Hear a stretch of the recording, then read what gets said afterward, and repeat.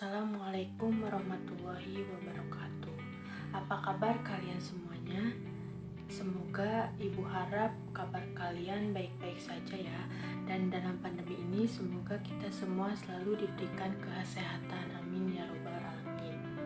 Nah, pada hari ini kita akan belajar secara online karena keadaan pandemi ini.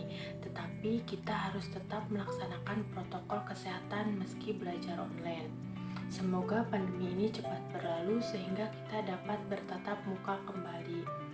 Baik, sebelum memulai pembelajaran hari ini, alangkah baiknya kita berdoa terlebih dahulu.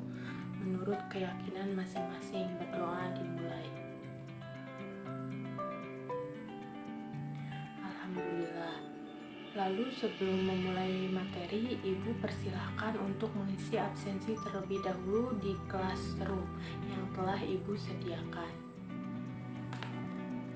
Nah, selanjutnya Ibu akan menyampaikan tujuan pembelajaran kali ini. Tujuan pembelajaran kali ini yaitu peserta didik mampu memahami struktur dan kebahasaan teks, narasi, imajinasi yang dibaca dan didengar.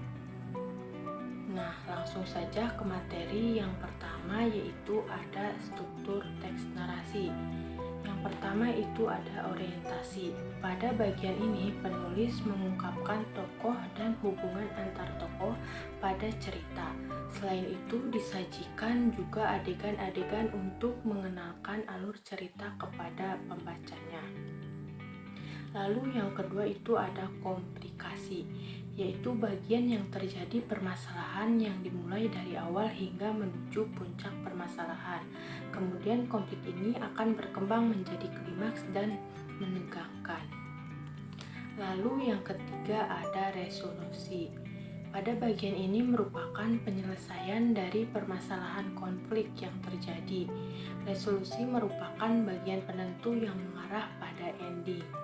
Lalu yang keempat ada koda. Koda di sini adalah bagian pada teks narasi yang menyajikan akhir dari cerita. Di bagian ini penulis akan menentukan akhir atau ending dari cerita akan seperti apa. Misalnya yakni cerita endingnya akan bahagia atau endingnya sedih. Nah, berlanjut ke materi selanjutnya yaitu materi ciri kebahasaan teks narasi. Yang pertama yaitu ada penggunaan kata ganti dan nama orang sebagai sudut pandang.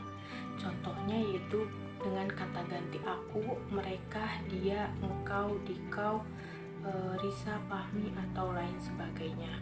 Yang kedua yaitu penggunaan kata yang mencerap panca indera dalam deskripsi latar, entah itu latar waktu, latar tempat, atau latar suasana. Contohnya pada latar tempat yaitu angin berhembus dengan kencang menggoyangkan daun-daun dalam dahan, burung bersiul menggemparkan desa Jakarta sore ini. Lalu latar waktu yaitu pagi hari seperti biasa kami berjemur di depan rumah, sinar matahari membawa hawa kehangatan pada tubuh ini. Yang ketiga yaitu ada latar suasana. Pada latar suasana contohnya yaitu air mata pun jatuh di pipinya, selembar surat dari kekasihnya menjadi saksi kepiluannya, tawa candanya telah sirna. Lalu yang ketiga ada menggunakan pilihan kata dengan makna kias atau makna khusus. Nah, contohnya yaitu monster itu berkaki 4, langkah seribunya penuh dengan keberanian, semakin mendekat semakin melawan. Yang keempat ada kata sambung penanda urutan waktu. Kata sambung penanda urutan waktu itu, sementara itu, bersama dengan itu, tiba-tiba, ketika, sebelumnya, dan sebagainya. Kata sambung urutan waktu tersebut menandakan datangnya tokoh lain atau perbuatan latar suasana, latar waktu, dan latar tempat. Contohnya yaitu 2 tahun lalu gunung itu memuntahkan lahar dingin. Jadi di sini sekarang juga gunung itu memuntahkan lahar dingin. Lalu yang kelima ada penggunaan kata atau ungkapan keterkejutan. Penggunaan kata atau ungkapan keterkejutan berfungsi untuk menggerakkan cerita atau memulai masalah. Contohnya yang pertama pertama yaitu di tengah-tengah pesta datanglah para preman itu. Yang kedua yaitu tiba-tiba pesawat tempur melemparkan tembakan pertamanya. Lalu yang terakhir itu ada penggunaan dialog atau kalimat langsung dalam cerita. Tujuannya yaitu supaya ceritanya lebih hidup.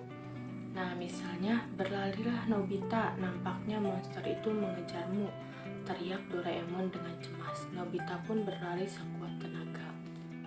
Baik, mungkin hanya itu yang bisa Ibu sampaikan, kurang lebihnya mohon maaf, dan jika ada yang ditanyakan kita berlangsung di WhatsApp saja ya. Wassalamualaikum warahmatullahi wabarakatuh.